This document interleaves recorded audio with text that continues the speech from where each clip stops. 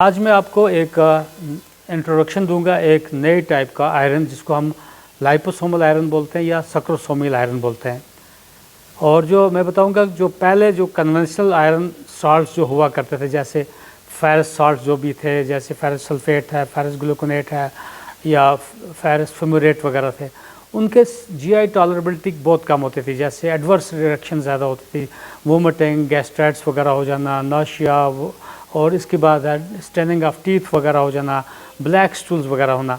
सो अब टेक्नोलॉजी के हिसाब से हम चेंज करते करते अब हम ऐसी टेक्नोलॉजी पे पहुँचे हैं, जैसे मैं आपको बताऊंगा लाइपोसोमल आयरन या सक्रोसोमिल आयरन। ये है ये इसमें होता है आयरन पायरोफॉस्फेट होता है। ये नोवल टाइप आयरन है, न्यूअर आयरन है, और एक टेक्नोलॉजी डिज़ाइन करके ऐसा इंश्योर किया गया है कि इसके एब्जॉर्प्शन रेट ज़्यादा अच्छी है, बायो अवेलेबिलिटी अच्छी है, ग्रेटर टॉलरेबिलिटी है, और गैस्ट्रोइंटेस्टाइनल साइड इफ़ेक्ट्स है नहीं, यानी कि आपका स्टूल्स का ब्लैक होना नहीं है, आपका ये बहुत एब्जॉर्प्शन अच्छी तरीके से हो जाती है।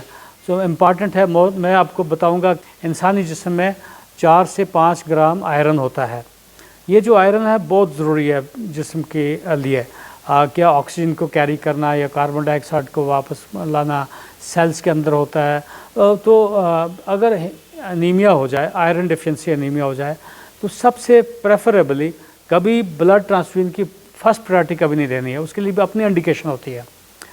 ब्लड ट्रांसफ्यूजन के अपने इंडिकेशन होते हैं। जब हीमोग्लोबिन ऑलमोस्ट 5 से डाउन होगा या 6 से कम होगा, हीमोग्लोबिन एक्टिव ब्लीड हो रहा है, या खासकर फीमेल्स में सर्जिकल इंटरवेंशन चल रहा है, या एपीएच या पीपीएच हो रहा है, वो एक्सेप्शनल करके रूटीन में कोशिश ये करनी चाहिए कि पेरेंटल आयरन, इंजेक्टेबल आयरन भी मत दे दो। सबसे बेहतर है ओरल आयरन। औरत का गहना जो है औरत के लिए सबसे इम्पॉर्टेंट है, उसके लिए आयरन होना चाहिए। सोना चांदी इम्पॉर्टेंट नहीं है। अगर आपकी सेहत होगी तब आप सोना चांदी भी लगाओगे।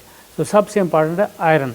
तो मैं इसीलिए ये लाइपोसोमल आयरन है, इसके बारे में मैं बताने की और कोशिश करूँगा कि ये एक, जैसे आप बबरी बुल को देखते हो, जब आप पानी में डाल देते हैं उसके ऊपर आप वाइट कुछ एक लेयर जैसी होती है, इसी तरीके से सक्रोसोमियल या लाइपोसोमल ऊपर एक लेयर होती है आयरन के ऊपर, वो कोट हुई होती है।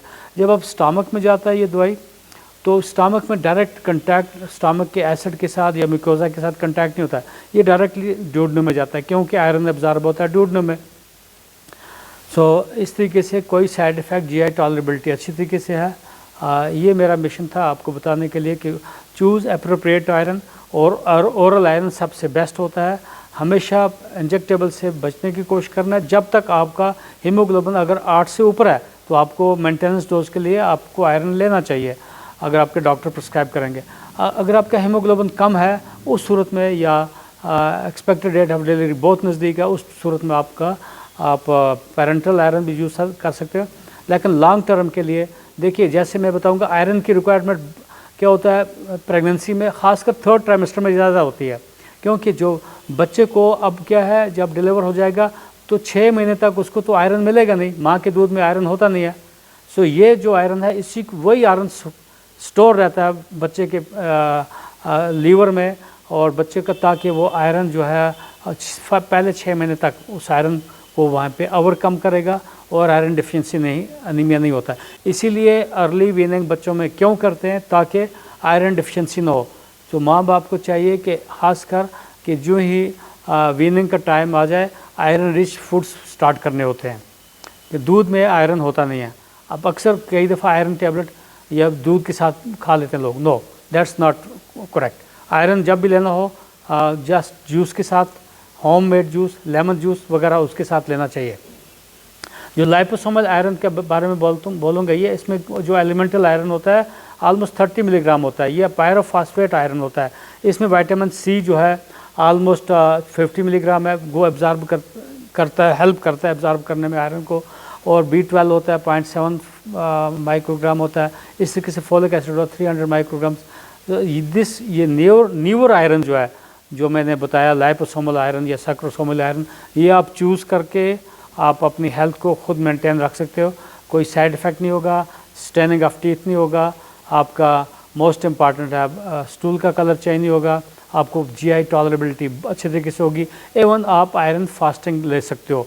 लाइपोसोमल आयरन आप फास्टिंग भी ले सकते हो, एवं प्रेफरेबली इवनिंग टाइम भी ले सकते हो, ट्वाइस ए डे ले सकते हैं, और मेंटेनेंस के लिए वंस ए डे ले सकते हैं। और ख़ासकर फीमेल्स में जो फिज़ियोलॉजिकल ब्लड लॉसेस होते हैं, कम से कम हर महीने में 10 दिन आयरन टेबलेट लेनी चाहिए।